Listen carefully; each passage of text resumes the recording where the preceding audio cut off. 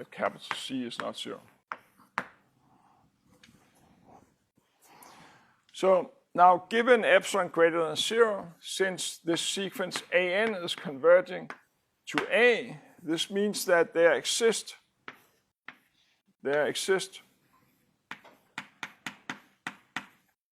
N such that, and now I'm not going to use that epsilon. You gave me that epsilon.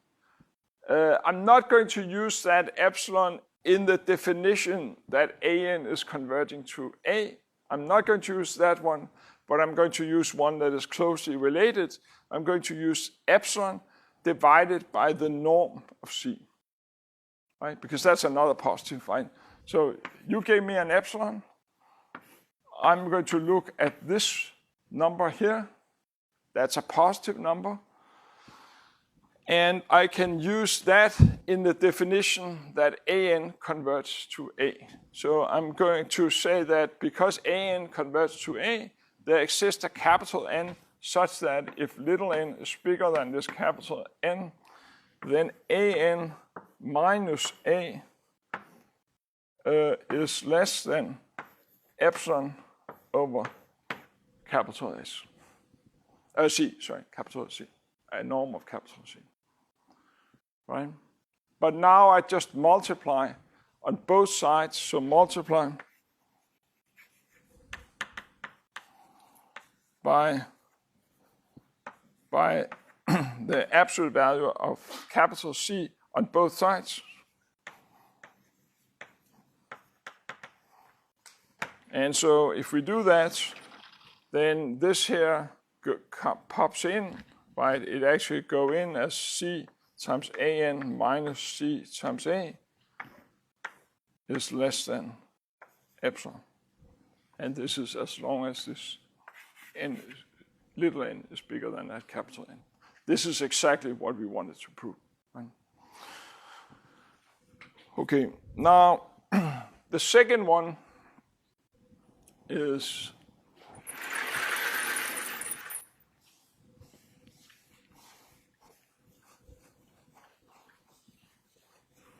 right, so the reason why I'm doing the first two, you see that those are pretty straightforward. I mean, it's not like that. It's not like any of these is complicated to prove. The next two is a little bit more. I mean, I wouldn't say complicated, but a little bit more involved. These two, but I want to give you the idea because it's a kind of a very simple but useful idea in these two. So I don't want to skip the proof. Okay, so now we want to prove of the second property.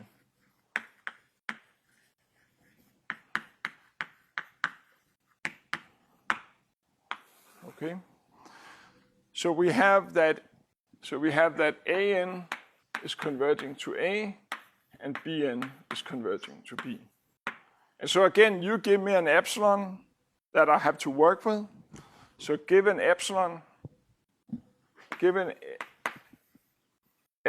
than 0, then I'm going to not again use this epsilon in the definition that AN converts to A, and I'm not going to use it in the definition that BN is converting to B, but I'm going to use epsilon over 2 in each of them. So since AN converts to A, there exists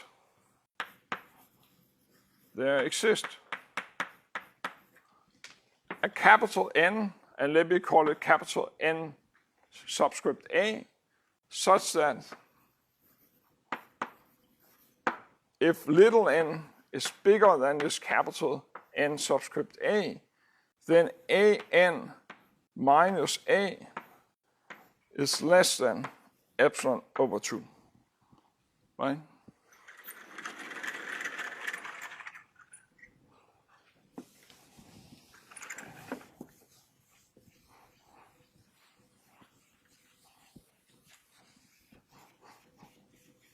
And likewise,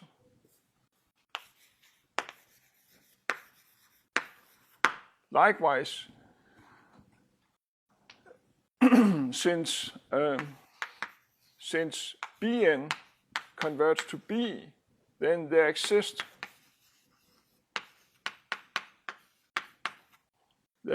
a capital N, but and I noted by this may be different than the one coming from A, the sequence AN, such that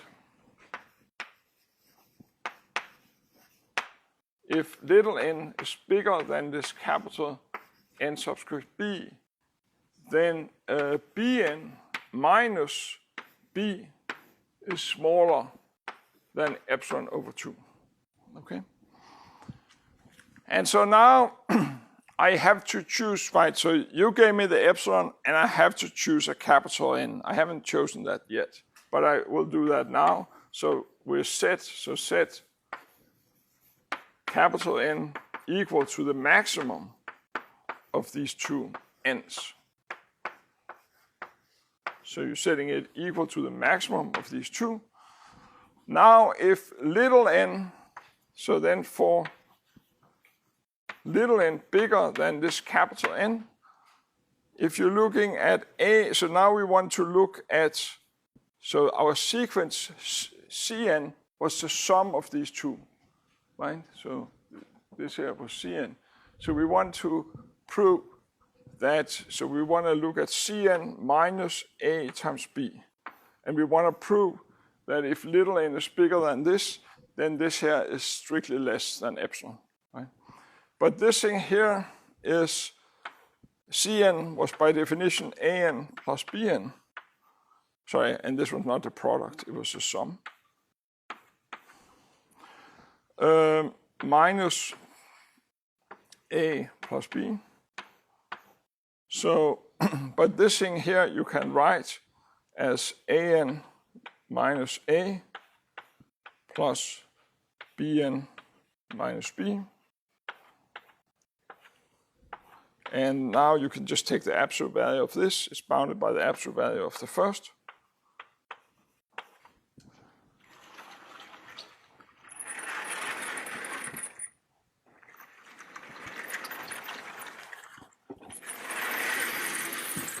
So plus the absolute value of the second. Right? And now you see that if little a, let me keep, so if little a, sorry, if little n, since little n is bigger than capital N, which is bigger than capital N of A in particular, then this thing here is less than epsilon over 2, right? So you have that Cn minus A plus B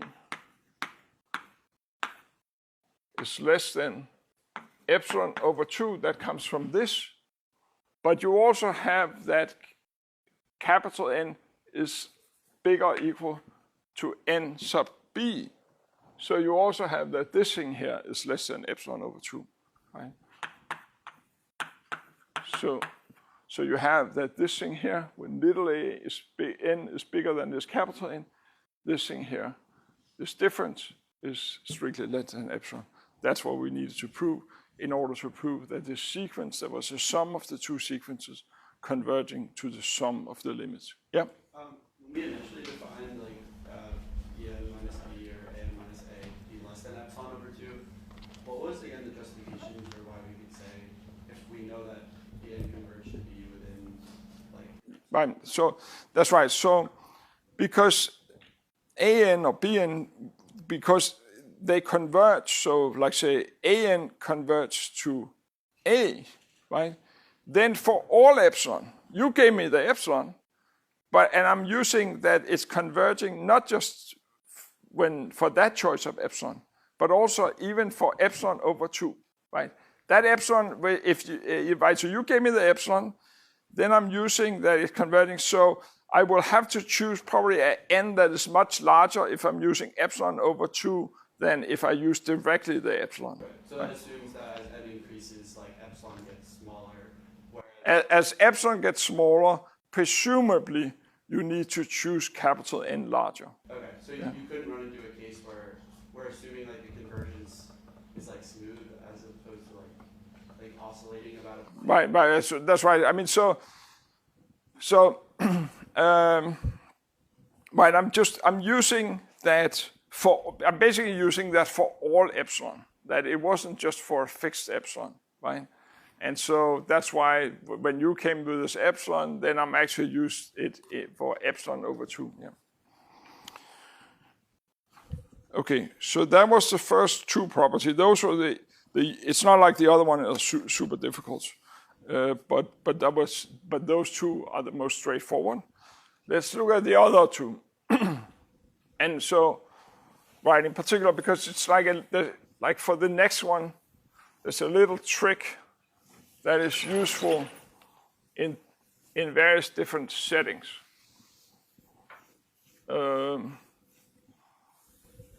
And so prove, but the next two I will just outline, okay? So proof of 3. So outline.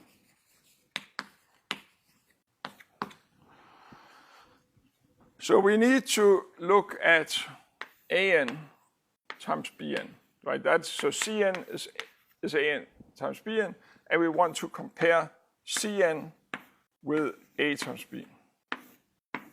Right? We want to show that this thing here, if little n is sufficiently large, so given epsilon, if little n is sufficiently large, then this difference is bounded by epsilon.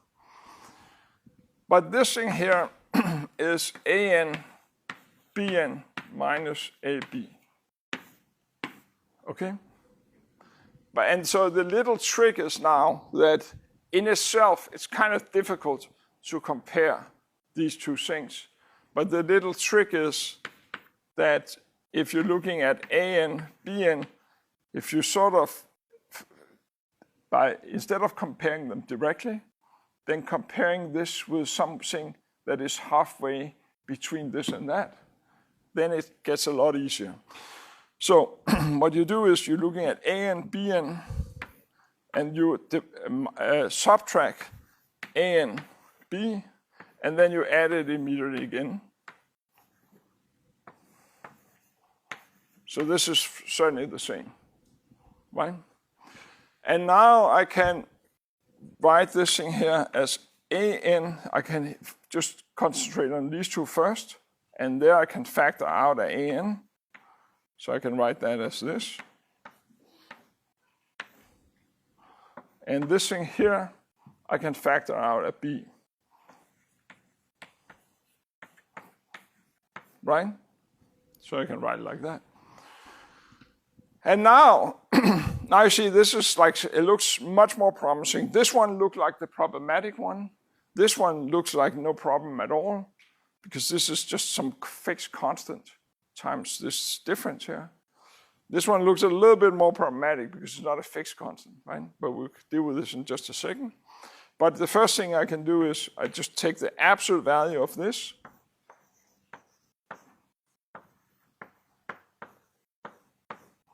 Plus the absolute value of that. And now I just take, so then this here is actually the same for a product. You can just take the product of the absolute value. It's the same.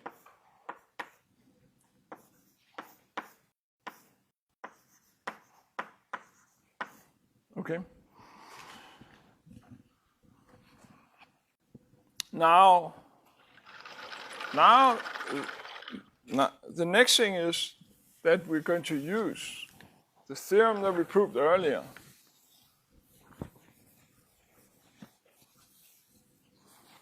That since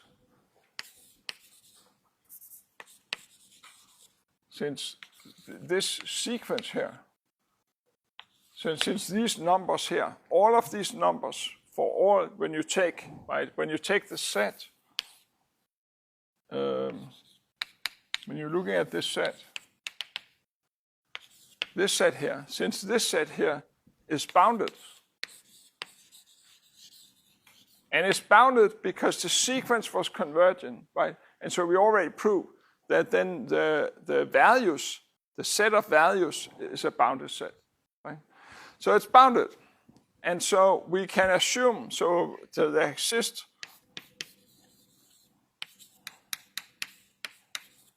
C, so that AN is, the absolute value is bounded by the C, right?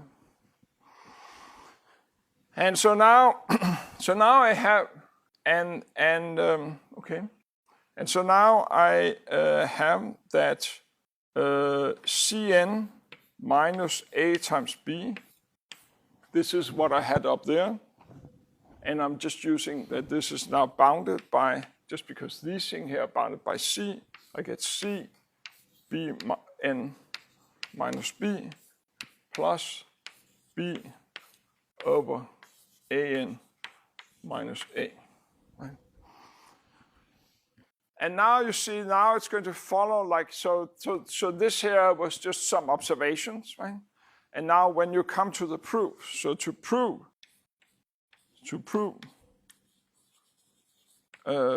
3, then given epsilon greater than 0, now we want to make sure that this thing here is less than epsilon over 2, and that this thing here is less than epsilon over 2. And so I don't want to get in trouble if this here was 0, or if this here was 0. So I'm just, so given epsilon, since AN converts to A, then I can find,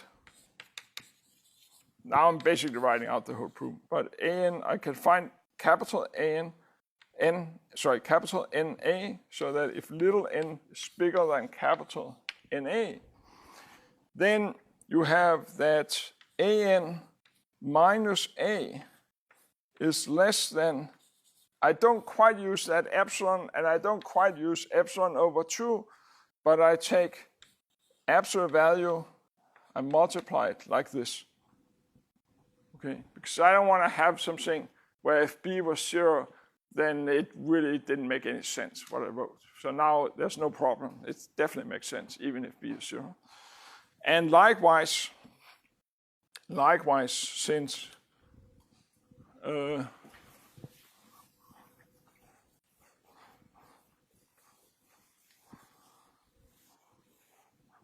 so likewise,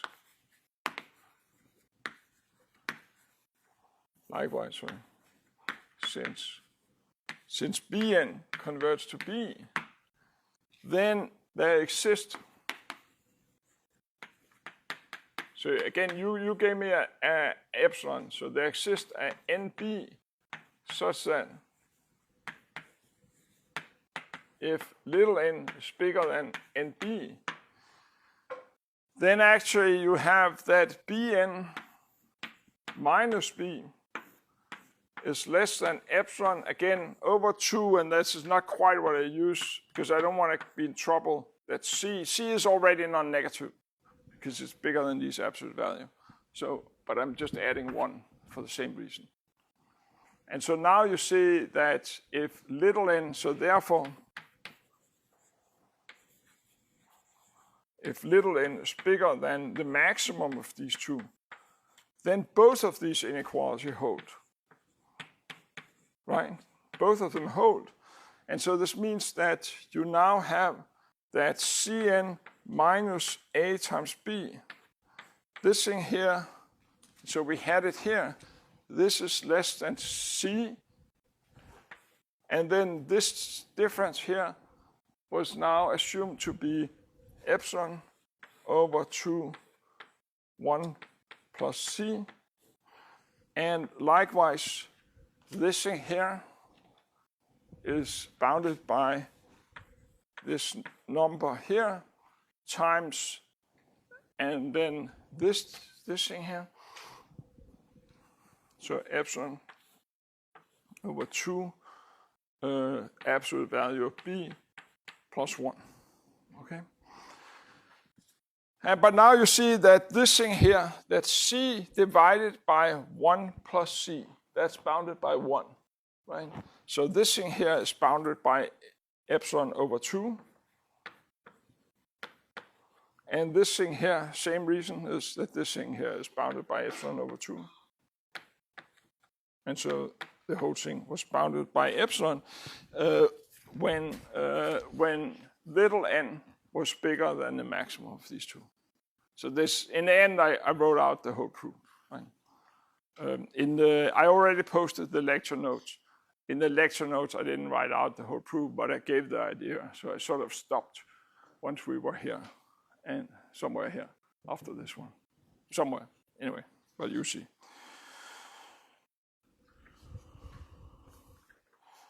Okay, so the next thing I want to talk about is that if you, I still need property 4, and that's also useful. Sorry, so let's go through that, and then we'll come to subsequences.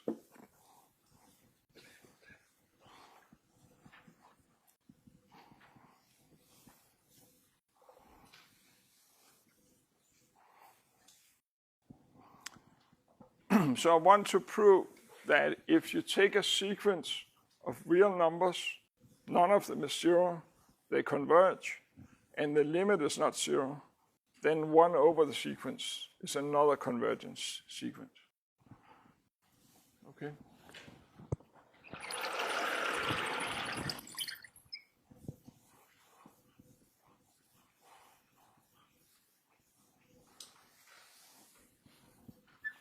But again, just the main takeaway, I think, from property, this third property was that this little idea about inserting something that was halfway between the two things you were comparing, because they weren't very easy to compare directly.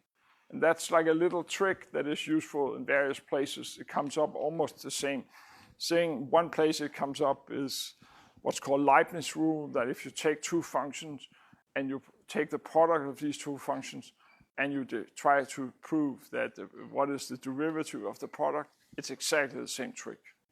And it comes up various other, more fancy ways. Okay, so now let's prove property 4. So property 4, proof of property 4.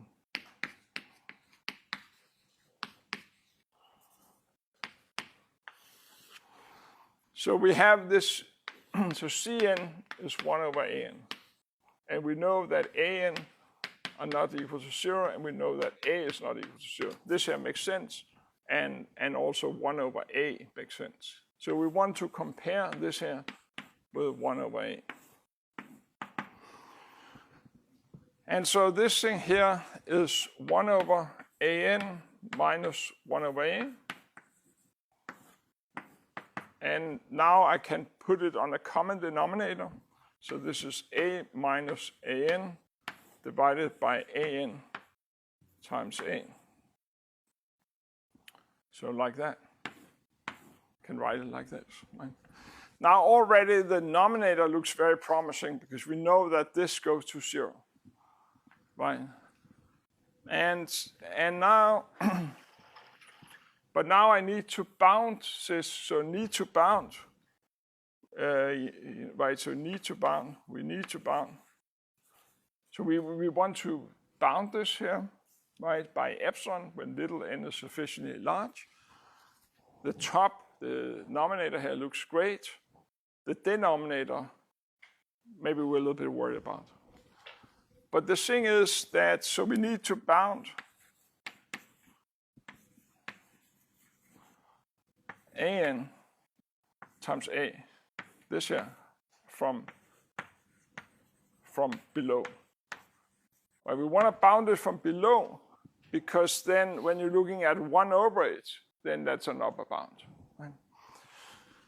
And really, because A here is just a fixed number that is not 0, then it's equivalent to proving. So this is equivalent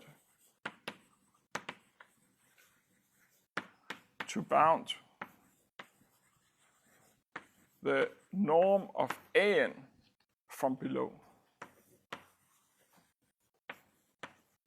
Remember, we don't need to bound it from below for all an, but we need to bound it from below for n sufficiently large, right?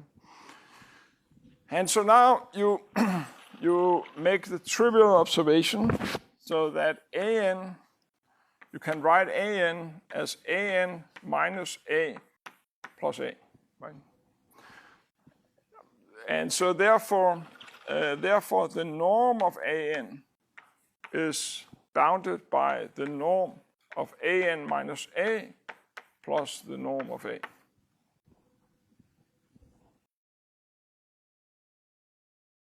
Sorry, this was not how I want to write it. I'm going to write it slightly differently. I'm going to write a.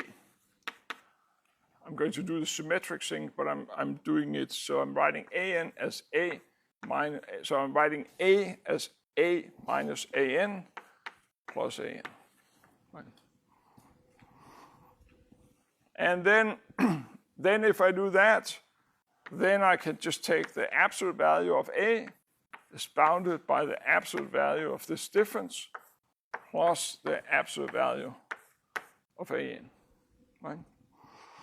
And now I can move this here over on the other side. So this here implies that norm of a minus the norm of a minus an is less or equal to this here, right? And now you see that this thing here is, so now we're going to use that this here was not equal to 0. So this here is bounded away from 0. And so now we can take, say, a here over 2. So we can use this here. We can use a norm of a over 2. This is a positive number because a was not 0. And we can use this in the definition of that an. So use this. So use this in the definition of that an converges to a, right? So this means that this means that there exists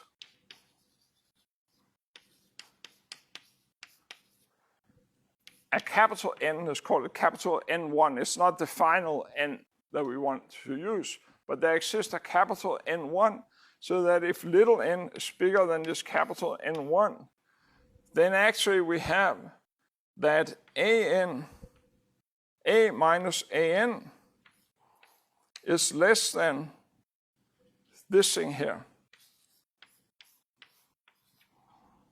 right? But now you see that this means that when you go up here, and you're looking at, when you go up to that line before, so this is the line from before. Sorry, this here minus this here, this and this here. When you're looking at this line here, well, this thing here, this here is at most half of this. So this thing here is bigger than this thing here over 2, right? And so now you see that we have bounded these guys from below, right? And so now we go back up to, we're looking at C minus, we're looking at Cn minus 1 over A. This up here. I'm just transferring that equation down to this board here. So this here is A minus an divided by, and I can just take the absolute value separately of the numerator and the denominator, an times a. Okay, so now you see that this thing here, as long as, so when n here, little n, is bigger than n1, well then we have that this thing here is at the very least the absolute value of a over 2. So this means that this thing here we can now bound from above like this. This is as long as you have this inequality here. And this thing here, this is just a norm of a. This here gives another norm of a over 2. So the 2 jumps up. So it's like this thing here. Right? And now you see that this a is just like a constant, right? So this means that I may have to go even further out than n1, but if I go even further out, then I can make this thing here smaller than the given epsilon. Okay. Right, so this was like the outline, if you will, but that's not, at this point, there's not very much to fill in, right? Okay, so now I want to talk about subsequences.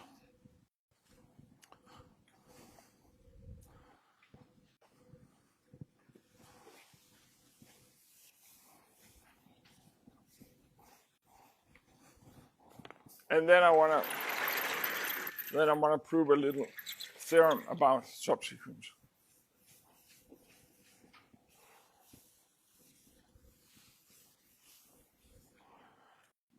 So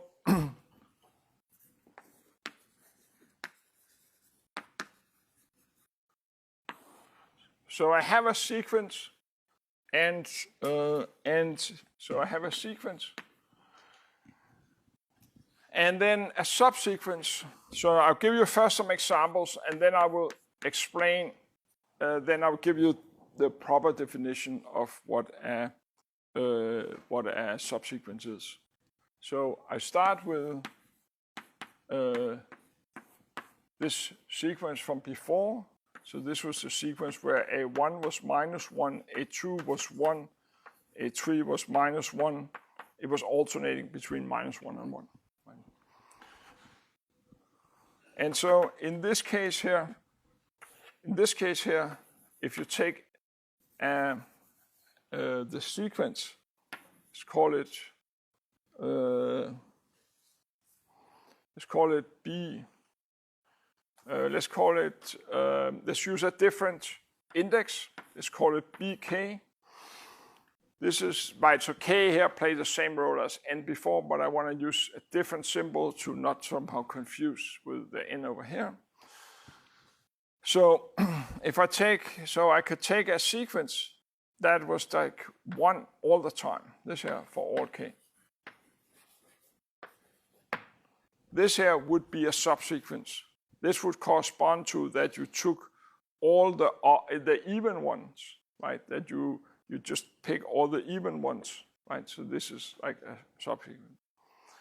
You could also have another example. So this is example 1, say. Another example is where you took all the odd ones. So this here is also a subsequence. And you could do something more elaborate where you take, say first, you take the first 2 odd, and then you take the next 2 even. So you could have a sequence that was like B1 is equal to -1, B2 is equal to -1, B3. Now it becomes the next 2 even ones. And then you go back to the next 2 odd ones, etc. Okay, that would be another subsequence. Let me look at a few more examples.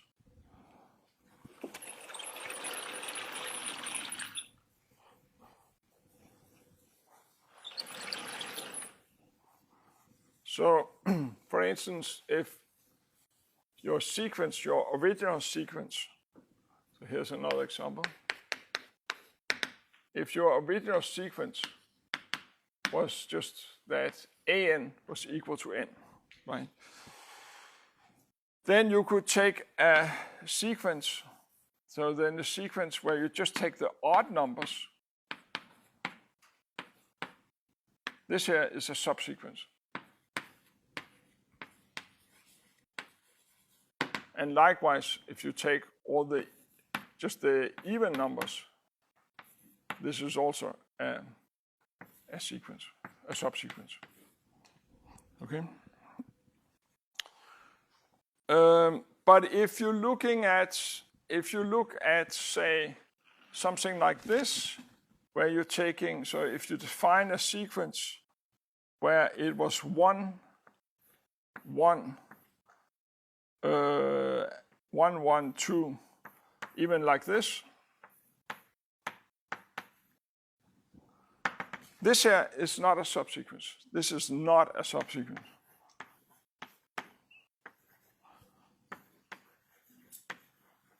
Because what you have done here is that you have taken the same number several times, and it doesn't appear several times. The value doesn't appear several times in the original one.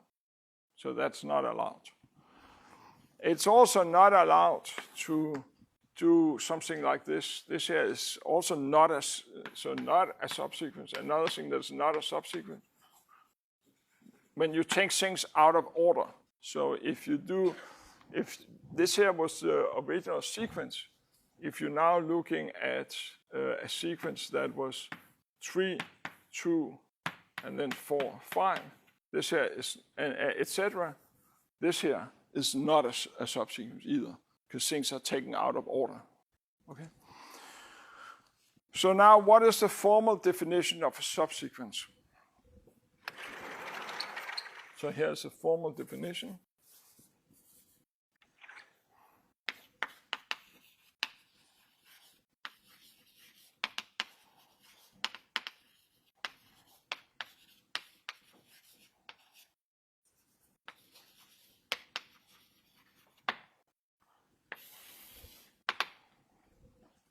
So you have a sequence an, a subsequence of an is where you have a map G from n into n. This is an increasing map.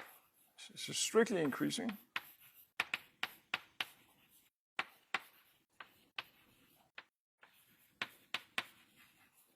And then if you're thinking about this thing here, right, you think about this as a function f, then you now could think about the composition of these two functions.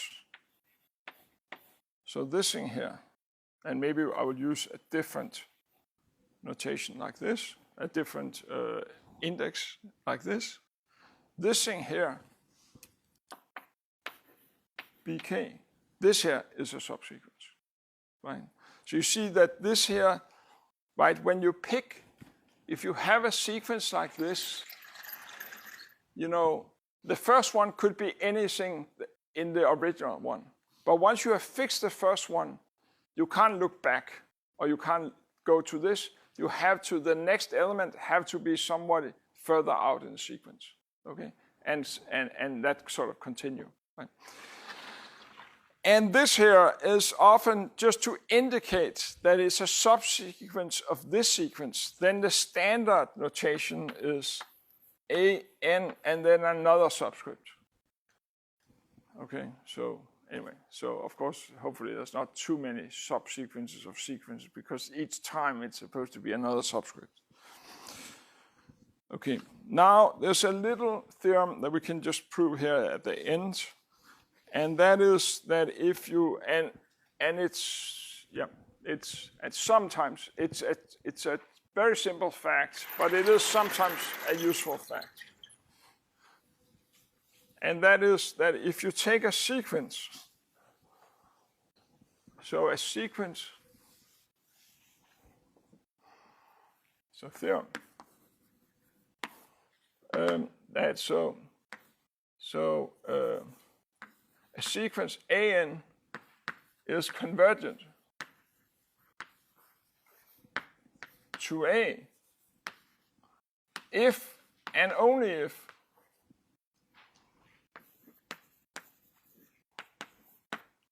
all subsequences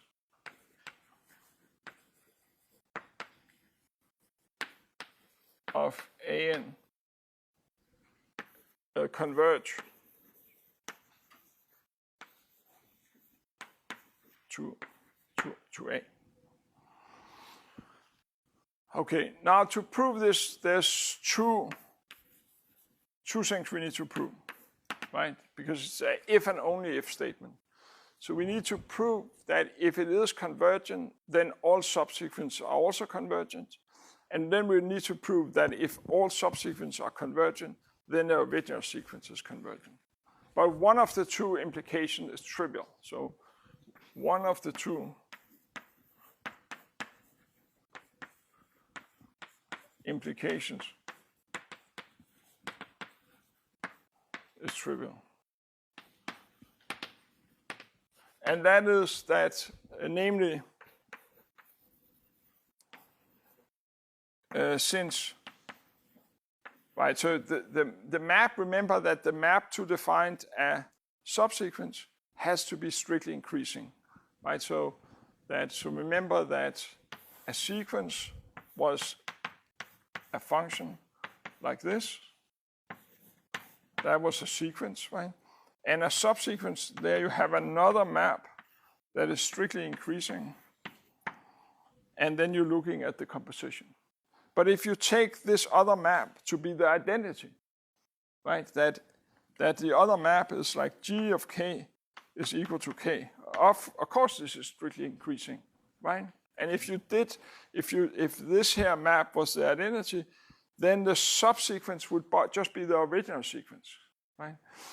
So one of the two implications here is trivial, since AN itself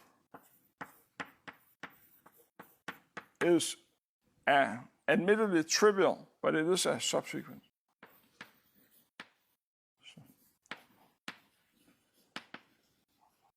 So if all subsequences converge to A, well then the original sequence, since it is a subsequence, suddenly will converge, right? So that was trivial.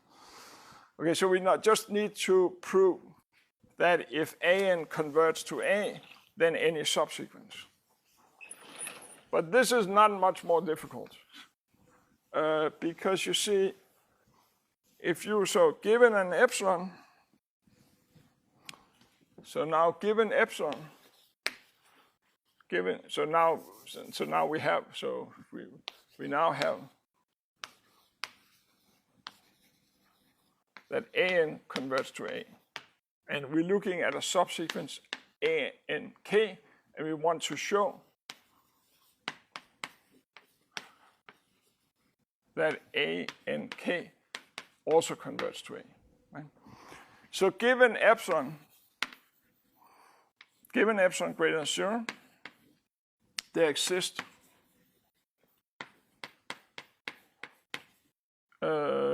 capital N. So that if little n is bigger than capital N, then AN minus A is less than epsilon. But now you see that if K is bigger than capital N, then what corresponds to this here is this here, how to think about it, this here NK, you should really think about that this thing here is the value of this strictly increasing function, right? But this thing here is, because it's strictly increasing, is bigger than K, right? So you see that if this thing here is bigger than this, then means that this index here is further out than, in particular, the capital N. And so this means that if you have this here, then ANK, this is some element like this, but it's further out than capital N. So this thing here surely will also be less than epsilon because it's fall in under here. Okay, so that implication wasn't too much harder, and that's sometimes useful. That so like if it's sometimes useful that you're looking at a sequence and you see that if it is convergent, that you're looking at a sequence and you see that there's a subsequence that is not convergent, or you have that there's two different subsequences of a given sequence that converge to different limits. Then the original sequence wasn't convergent either. Yeah. Can you not have like a finite subsequence of a convergent subsequence that like doesn't get to n, so it hasn't arrived at the point of convergence? I mean, so convergence is always something about the tail, about the end, right? It never care about what happened in the beginning, right? So there might be finitely many ends initially where, things are crazy, but then from there on out. Okay, so the subsequences that we care about in this case are those subsequences that also exist. Yeah, so all sequences, including subsequences, are infinite things, right? Yeah. So that's right. So because the thing is that you had to have this map, maybe I erased it, but G here have to be a map from all the natural numbers into n. So it means that for each element here, you get something, right? So there's really infinitely many of them.